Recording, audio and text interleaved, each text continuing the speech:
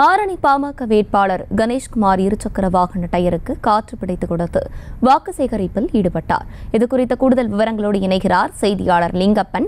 லிங்கப்பன், வணக்கம். விவரங்களை வழங்கலாம். வணக்கம் அர்ஷனி. ஆரணி மக்களவை தொகுதியில் பாமக சார்பில் போட்டியிடும் கணேஷ்குமார் தனது ஆதரவாளர்களோடு ஆரணிபாளையம், பள்ளிக்கூட தெரு, VAK நகர், அருணகிரி சத்திரம் உள்ளிட்ட பல்வேறு பகுதிகளில் வேனில் சென்று வீதி வீதியாக வாக்குகளை சேகரித்தார். அவருக்கான வரவேற்பு தொண்டர்கள் மலர் தூவி வரவேற்றார்.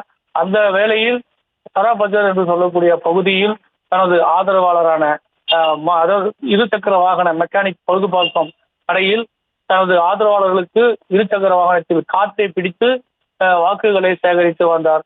தர்ஷனி, விவரங்களை வழங்கியமைக்கு நன்றி லிங்கப்பன். செய்திகளை உடனுக்குடனும் துல்லியமாகவும் தெரிந்து கொள்ள சப்ஸ்கிரைப் பண்ணுங்க.